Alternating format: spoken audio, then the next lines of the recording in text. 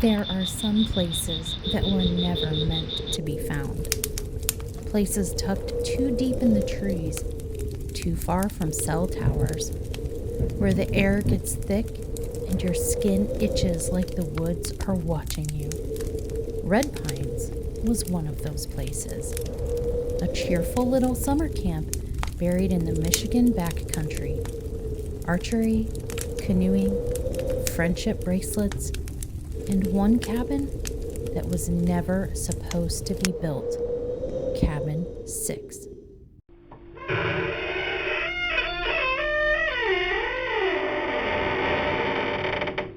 They say 5 campers disappeared there. No blood, no screams, just cold sheets and scratch marks on the walls.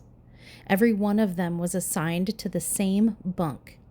Every one of them vanished after the 3rd night.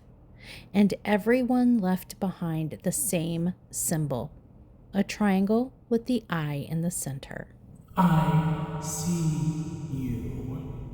Locals say that the cabin is still standing and that no storm has ever been able to knock it down. No matter how many times it's boarded shut, the door always finds a way to swing open again.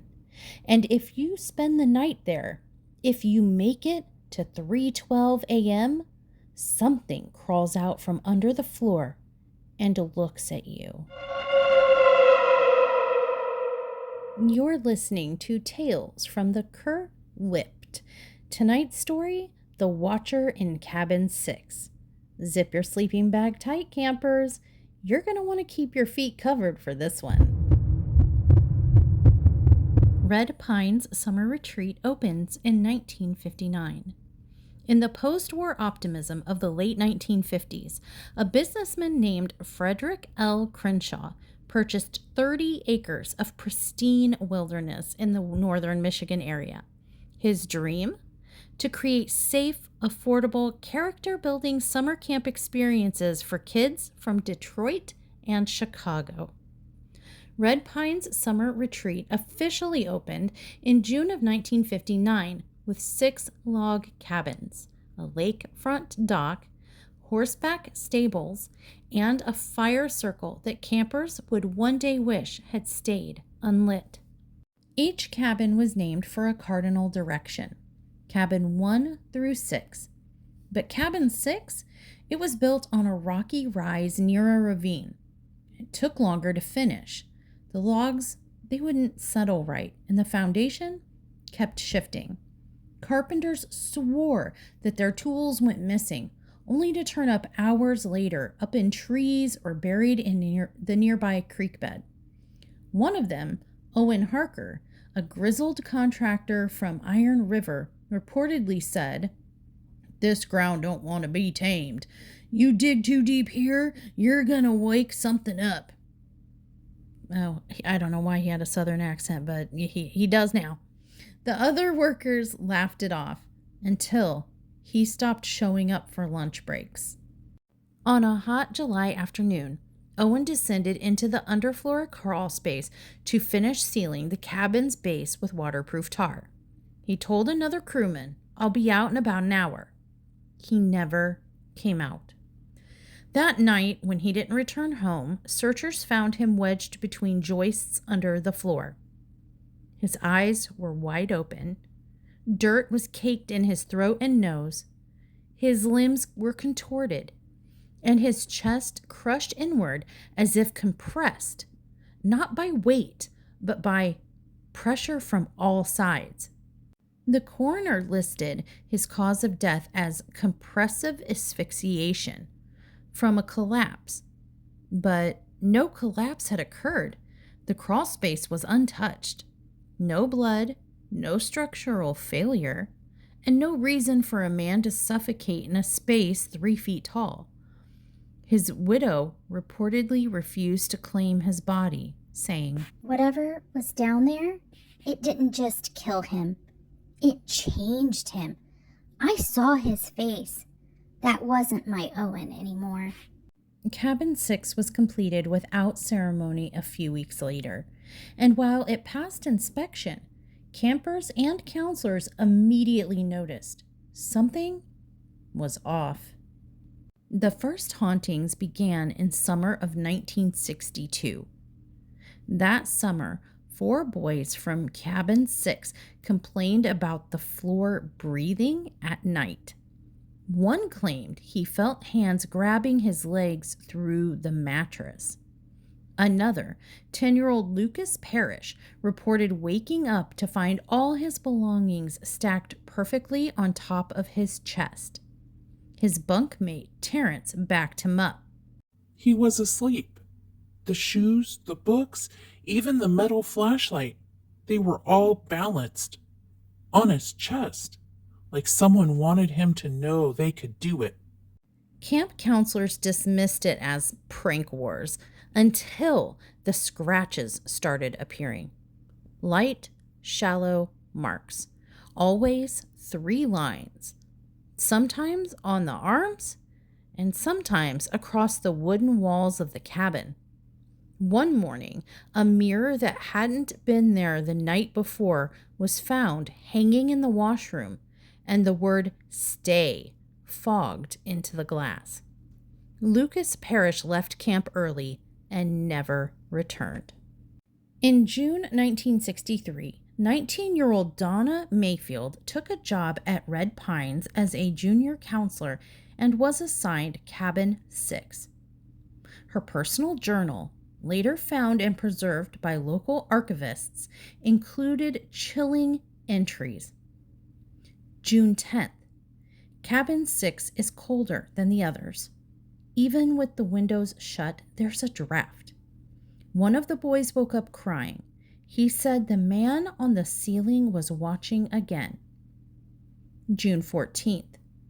I saw it last night. I was half asleep, but something was moving by the foot of my cot.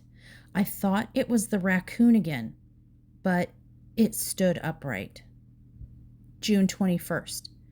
We all woke up to a knocking sound under the floor. It didn't stop until sunrise. June 24th. The director says I'm stressed. I don't think he sees it. The trees here lean away from the cabin. Even the trees are afraid. Donna Mayfield quit mid-season and refused to give a formal statement. Her parents said she was never the same. Her belongings were mailed home, except her journal. That stayed behind, tucked into the rafters of Cabin 6, found decades later when ghost hunters returned. By 1964, the legend had already started. Campers told stories of the wall man who lived in the wood, or the eyes that blinked in the crawl space at night. A boy named Henry Green came home with a notebook filled with symbols, spirals, and triangles, drawn in red crayon over and over and over. He told his mother, He said if I draw his eye, he'll leave me alone, but I ran out of paper. The camp attempted to move all new campers into the other cabins. Cabin 6 was designated storage only, but every summer, something happened.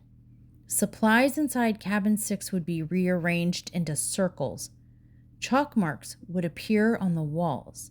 One counselor was found sitting on the bunk bed staring at the wall, whispering, "It's my turn, it's my turn, it's my turn." The story of Cabin 6 begins with an accident, or so they say. But cabins don't leave claw marks. Crawl spaces don't whisper. And something buried under red pines didn't want to be forgotten. Because in the woods, silence doesn't mean safety. Sometimes, silence means it's already watching. When a camper goes missing, it makes the news. When 5 go missing, always from the same cabin, it should have shut the whole place down. But at Red Pines, missing kids were just part of the summer silence. And Cabin 6? It didn't lose children. it took them. Emily was a shy, freckled girl from Lansing. Her parents said she was afraid of the dark and almost didn't want to go to camp. She was placed in cabin 6 the first night of her first and last season.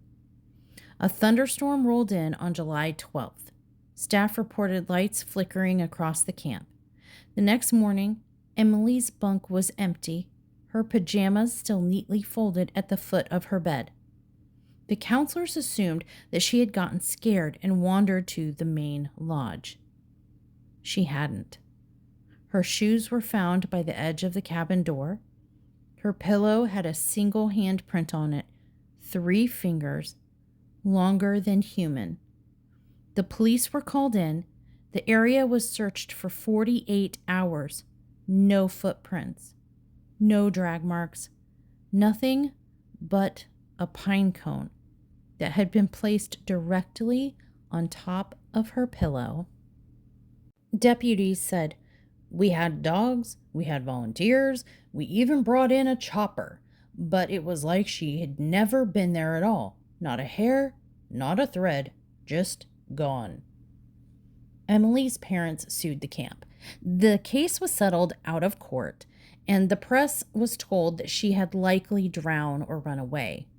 But her file included a note from the lead investigator, quote, "Cabin shows signs of tampering beneath floorboards. Air unusually cold. Recommend structural inspection." This inspection never happened. Now we fast forward to 1971. Jamal. Jamal was a bright, goofy kid from Chicago. Loved basketball. Stayed up too late talking about comic books. And camp counselors adored him. On his 5th night in cabin 6, he went to brush his teeth at the communal sinks around 9:30 p.m. He never came back. The toothbrush was still wet when they found it. His sleeping bag looked untouched. But his bunkmate reported seeing shadows moving inside the cabin while Jamal was gone.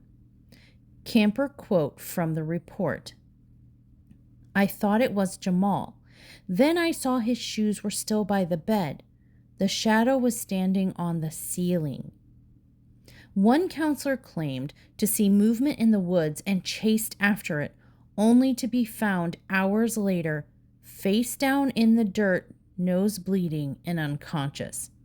Jamal's body was never found, but weeks later, a birdwatcher found a string of knotted cord in a nearby forest, tied in 3 symbols, the same one from Donna Mayfield's 1963 journal. Fast forward 7 years to 1978. Kelsey Wright, age 10. Kelsey was outgoing. She wore pink every day, and she wrote in her diary constantly. She said she wanted to be a camp counselor someday. She was last seen heading into cabin 6 after the 4th of July fireworks. When counselors did bed checks at around 11 p.m., her bed was empty, but her journal remained. The last entry in it was written in shaky handwriting and said, "I saw it in the trees again. The eye blinked." Her bunkmate said she'd been restless all night long, tossing and turning, and at one point even sat up straight and whispered, "He's under the floor again. He wants out." She vanished without a sound. Later that summer, 3 younger campers from other cabins ran screaming from the woods. They'd been dared to knock on the boarded-up door of cabin 6. They claimed a face looked back at them through the window, but not a person's face. It was a face with no mouth, just eyes. Dozens of them. At this point, officials are starting to respond and suspicions are mounting. And by now, rumors were spreading beyond camp. Parents whispered about the curse. Former counselors refused to return. Still, the camp stayed open. The director in the 70s, Ronald Crenshaw, Frederick's son, issued a statement in 1979. Here's an excerpt from the camp newsletter. Quote, "Red Pines is a place of joy, not superstition. We grieve for the lost, but we will not live in fear of stories meant to scare children." Behind the scenes, however, things were unraveling. A 1981 maintenance log obtained via the Freedom of Information Act includes this entry. Quote, "Cabin 6, padlock replaced again, bent inward. Something is scratching from inside, requesting second lock." In 1982, a state inspector flagged Red Pines for an, quote, "unusually high number of missing juvenile reports," and linked one specific location.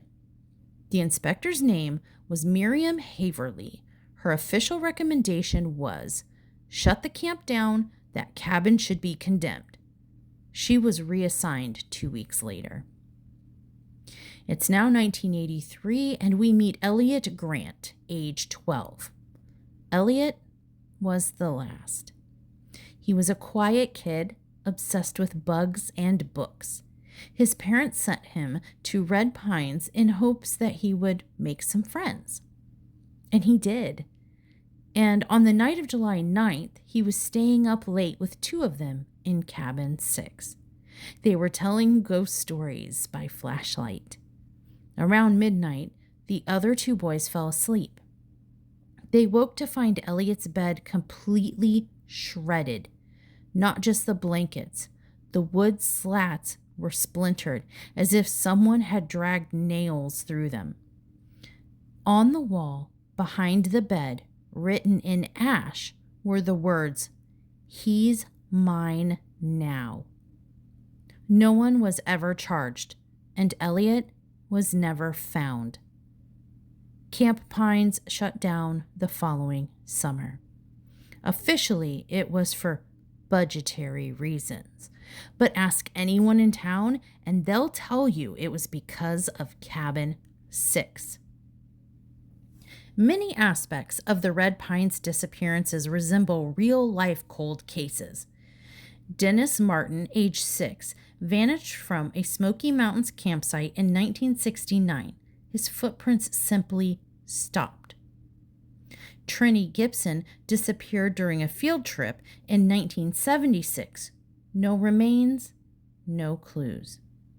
Reports of impossible vanishings in the woods are disturbingly common in cases documented by missing persons researcher David Polides.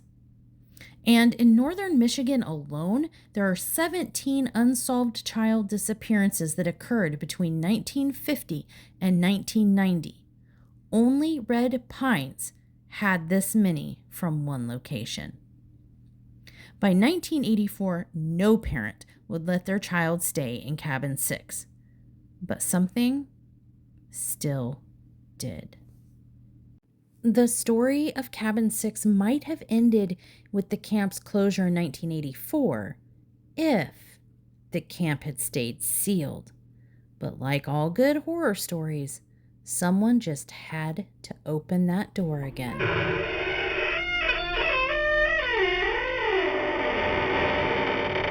In the summer of 2002, before TikTok and true crime YouTube, a group of amateur ghost hunters from Flint, Michigan, known as the Hex Files, made a name for themselves uploading haunted investigations to a geosites blog and a bootleg video site called Cr'wip't.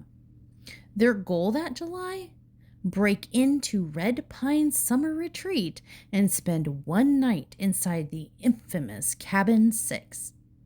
The team consisted of Dylan Hex McCrae, lead investigator, age 23, Tasha Lynn, EMF reader operator, age 19, Brandon King, audio tech, age 22, and Brenna Slade, intern and documentarian, age 17. They started filming around 6 p.m. The first half of the video was uneventful. Lots of abandoned cabins and overgrown trails and the eerie silence of the place long forgotten. But by midnight, everything changed. At 12:04 a.m., Cabin 6 footage begins. The camera shows the group entering cabin number 6.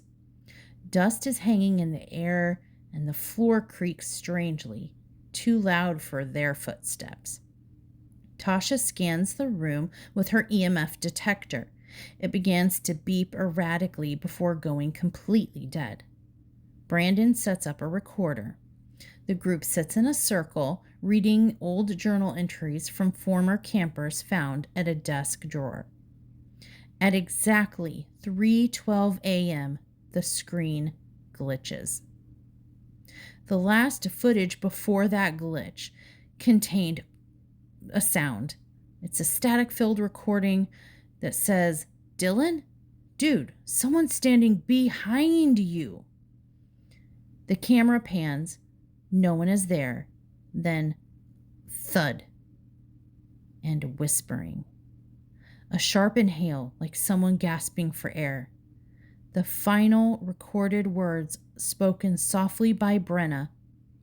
"It's in the floor." The screen goes black. The feed never resumes.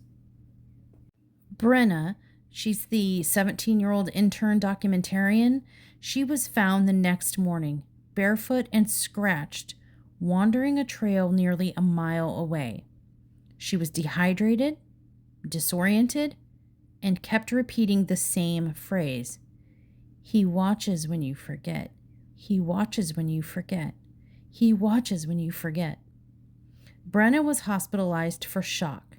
Her family refused interviews, but a leaked psychiatric evaluation listed the following symptoms: dissociation, night terrors, mirror-triggered panic episodes, obsessive drawing of symbols, the same triangles with the eyes inside.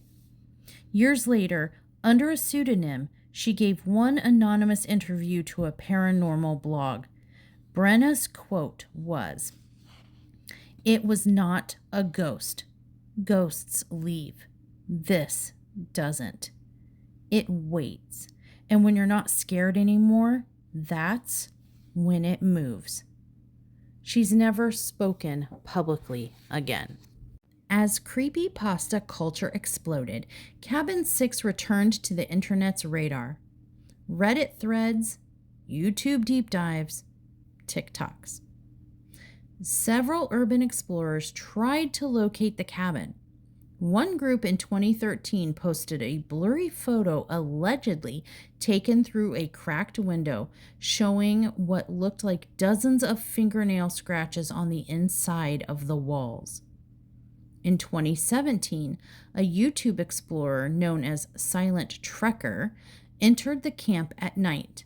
His footage abruptly ends with him saying, "Why is the bed still warm?" He has not posted since. The comments on that final video? Full of timestamps, all with the same note. There's something in the corner at 2 minutes 18 seconds. In 2018, 2 Michigan State University researchers attempted a scientific analysis of the area using infrared thermography and magnetic resonance scanning. Their findings? EMF spikes were recorded every night at exactly 3:12 a.m. Several trees near Cabin 6 registered negative temperatures at their core. One photo showed a shadow figure climbing the wall despite no physical objects nearby. Their report was never published. One of the researchers, Dr. Lillian Morano, later died in a fall from a university parking garage. Her laptop never recovered. Conspiracy? Maybe. But in 2021, satellite footage of the site during a lightning storm revealed something even more disturbing. During a single frame, a lightning flash illuminates the camp. Cabin 6's door is wide open. Despite the cabin having been padlocked for over a decade. And in the window, a figure. Tall, gaunt, its eyes catching the light just wrong. The camp's current state, if you're wondering, the land does remain abandoned. Locals won't go near it.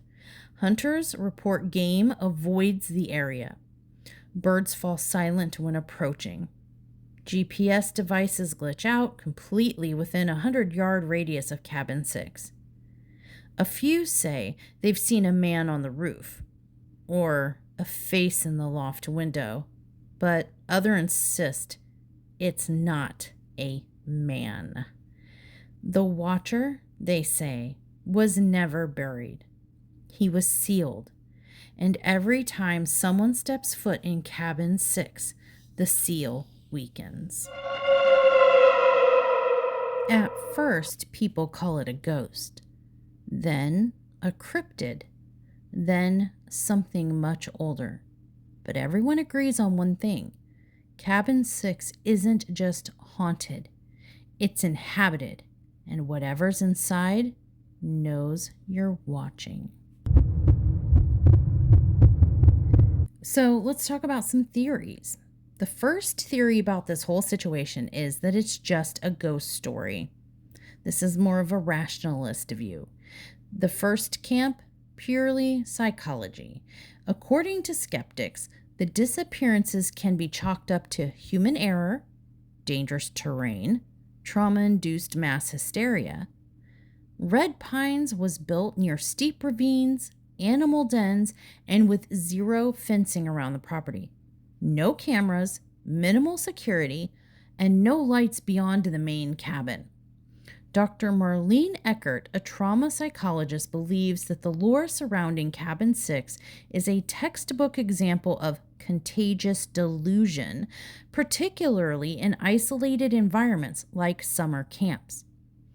Dr. Eckert's quote from the Psych Review Quarterly in 2009 states, "A camper hears a noise, a counselor tells a story, suddenly the creaking wood becomes breathing, and an old draft becomes a whisper. The brain fills in the blanks with fear."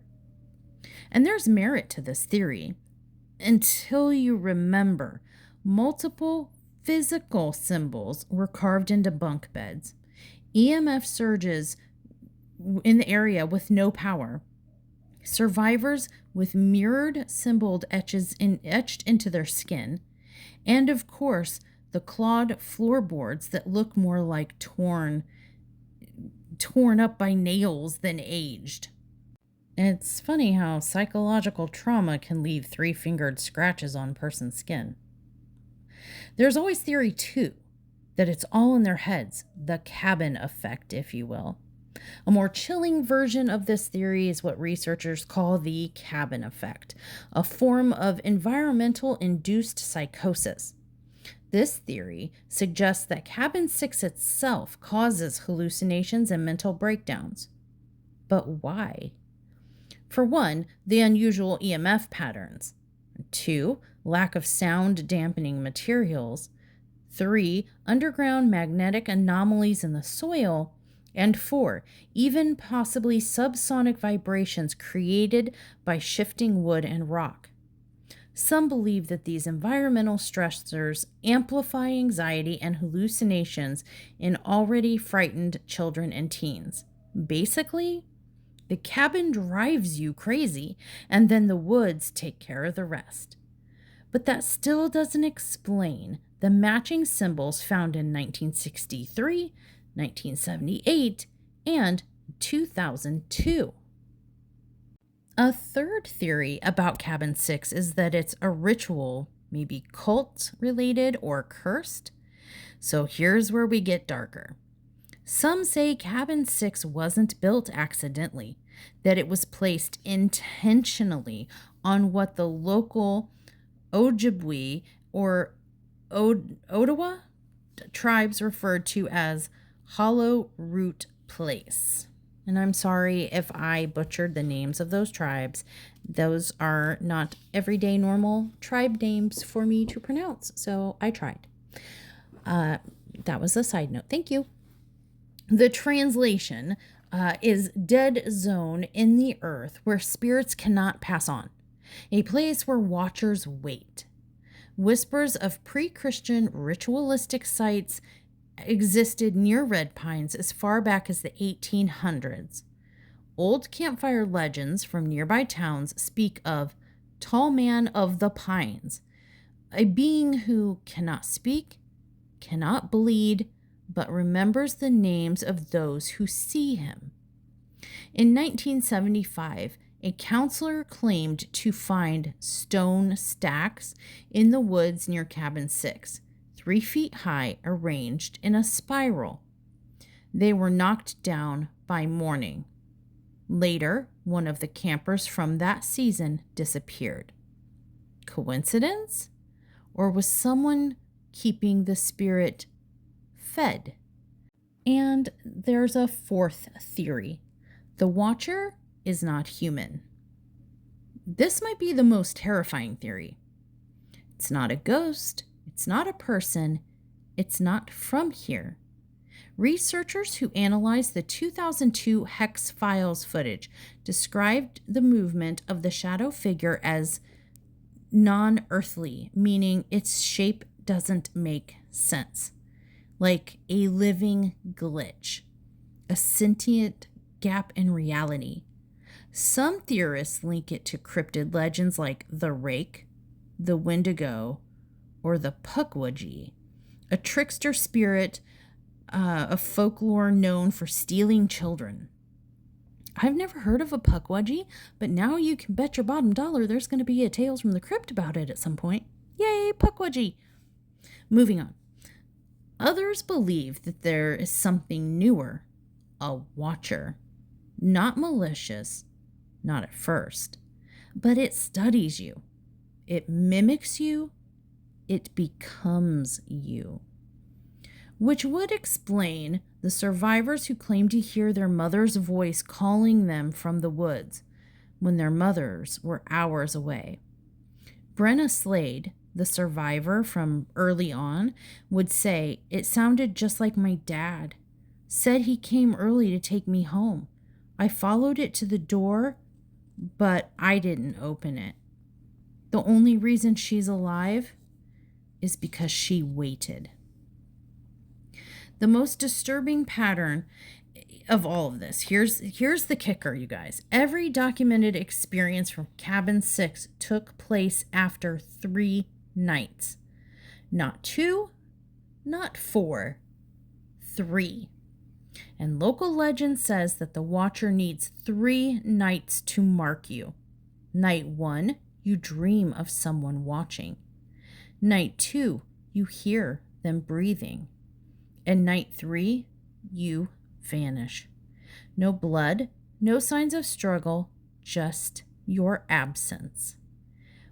And one final mark left behind, either carved, burned, or written in ash. A triangle with an eye in the center. Some survivors also report blackouts, missing time, and dreams of climbing into their own graves. So you might be wondering, what is going on with Red Pines today? Well, the remains of Red Pines Summer Retreat sits behind a rusted out chain link fence somewhere in northern Michigan. There's no signage, there's no trail markers, just overgrowth and caution tape and silence. All of the buildings have caved in or been looted for decades, except one. Except Cabin 6, which is still standing. Photos taken as recently as 2023 show that its roof is intact. The padlock is rusted but not broken, and the window glass is still unshattered except for one crack shaped like a jagged eye. Inside, No one's gotten close enough to tell, but one hiker posted on Reddit last year claiming that he passed within 50 feet of the site and his phone shut off instantly. When he turned it back on later that night, his wallpaper had changed to a black screen with a single word: look. He deleted the post within hours, and his account hasn't been active since. Now, here's some more disturbing. If we needed more disturbing, here it comes. Every 10 years, someone new goes missing in those woods. No relation, no connection, no reason to be there.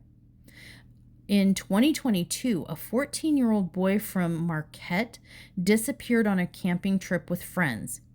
The group said he was sleepwalking and walked straight into the forest and never came back. His sleeping bag had a triangle drawn on it in charcoal. Coincidence? Or does the watcher have a feeding schedule? I'll leave you with some whispered legends and local lore about the area and the cabin in particular. If you knock 3 times on the door, you'll hear your own voice knocking back. If you sleep on the top bunk, it touches your ankles. But if you sleep on the bottom bunk, it whispers in your ear. If you bring a flashlight, the batteries will die. And if you ever look into the mirror at exactly 3:12 a.m., it looks back and it's not blinking.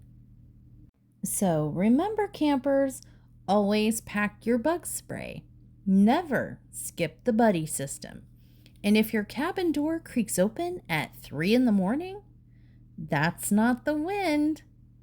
That's your turn. Thanks for checking in to Tales from the Cr'wip't. I'd say sleep tight, but let's be honest here. You might have a little trouble sleeping tonight. Until next time, stay safe, friends.